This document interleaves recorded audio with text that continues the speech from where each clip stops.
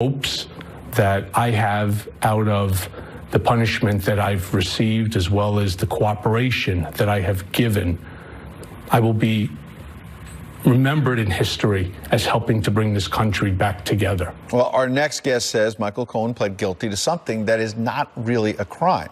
And he might know a little something about it. He's a former Federal Elections Commission chairman, Bradley Smith. He joins us now live. He's currently the chair of the Institute for Free Speech. Good morning, Brad. Good morning. Good to see you. So let's start simply with reacting to Michael Cohen, because in that interview with George Stephanopoulos at ABC, he also alleged that the president directed him to essentially break the law. And we've had all these pundits in the last few days say the president is an unindicted co-conspirator in a crime. You say... Right. Well, let's start with what the prosecutor's theory is, right? The prosecutor's theory is very simple. He says anything that's for the purpose of influencing the election is a campaign expenditure and subject to all these rules of the Federal Election Campaign Act, which they did not comply with.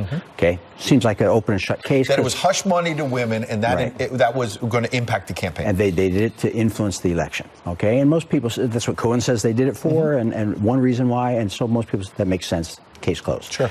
The problem is that, in fact, not anything that's for the purpose of influencing an election is a campaign expenditure. Let's take an example. A businessman has, as many prominent people do, various lawsuits against them, against their businesses. Sure. Maybe for even routine things like traffic accidents and so on, right? He says to his lawyer, look, I want all those cases settled. I'm running for office. I don't want a distraction. I don't want some guy in the press accusing me of being a heartless tycoon. Okay. Does that convert those settlements into campaign expenditures? So would that be a campaign expense? The answer is clearly not, right? He can't use his campaign money to settle these lawsuits that might be pending against him. So there's another part of the statute that specifically says that it's for something to be a campaign expenditure, it has to be an obligation that arises from the campaign.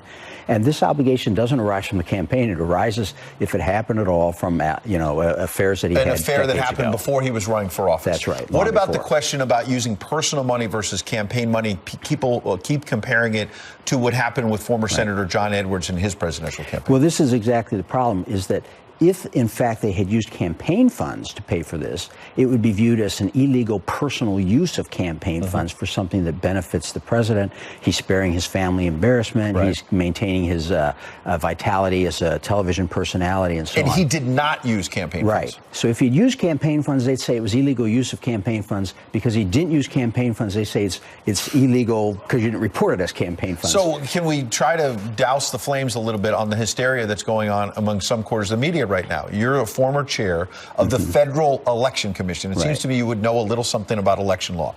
President took money out of his own pocket, essentially, to try and make something embarrassing go away. Right. Is that a crime, yes or no? The answer is no. Politically, there may be ramifications. Crime, no. So this is, to you, is a whole lot of nothing. I think that's right. I think in the end, it's a lot of smoke. Why did Cohen plead to it? You know, he had other felonies that they were after him for. They were kind of putting the squeeze on him. And obviously, I think the prosecutor